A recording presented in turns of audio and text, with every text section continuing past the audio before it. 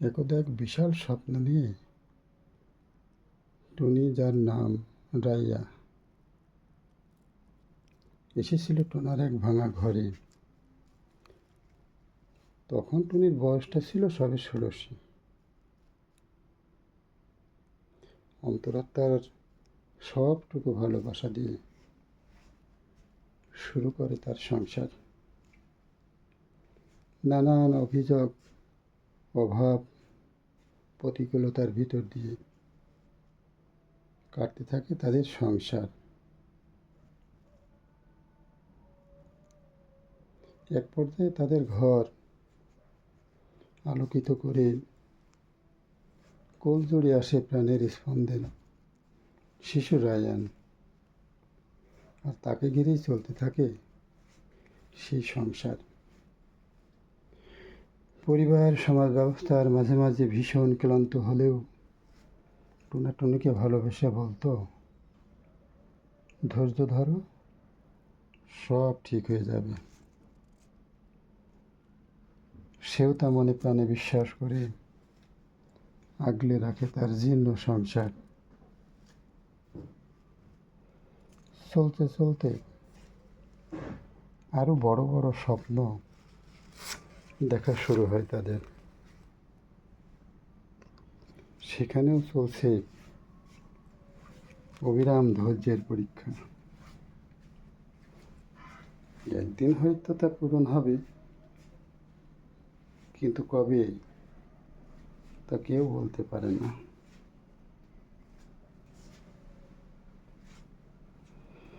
এরই মধ্যে পরম আকাঙ্ক্ষার নাড়িছাড়া ধন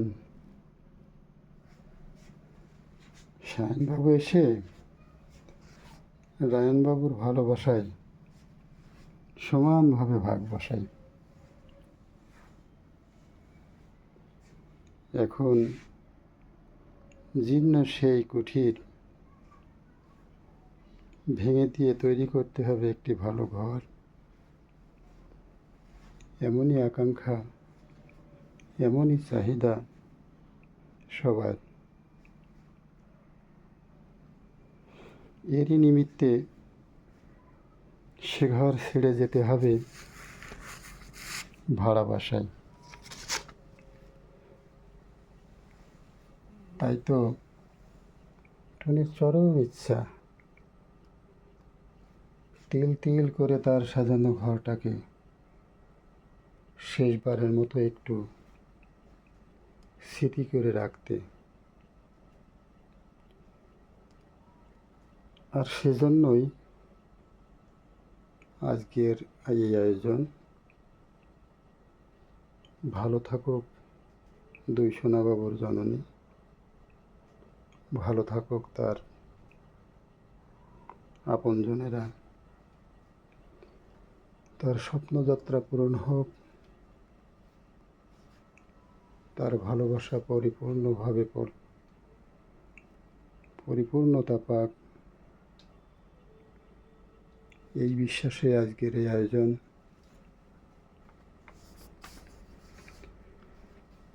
সব কিছুই স্মৃতি হয়ে যায় একদিন, তবুও সকলেই আমরা ফিরে পেতে চাই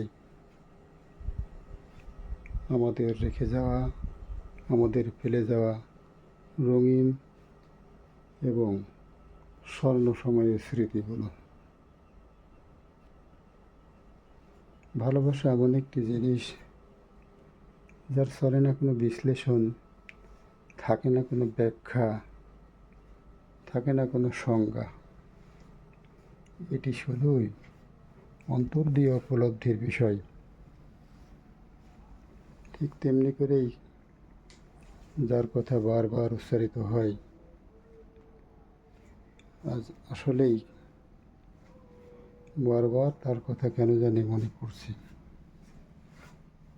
কেন এই ভাঙা ঘর, জীর্ণ কুঠির ভেঙে দিয়েই তো ভালো কিছু করার পরিকল্পনা। তারপরেও কেন এই ঘরের প্রতি এত মায়া, এই ঘরের প্রতি এত ভালোবাসা?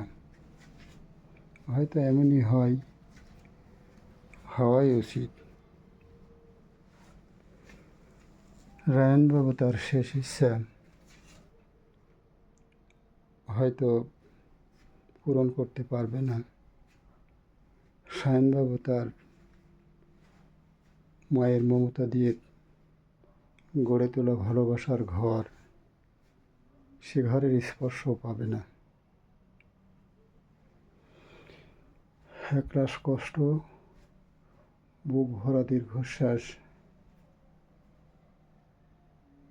এটাই হয়তো পাথেয়। কেননা ভালো কিছু করতে চাইলে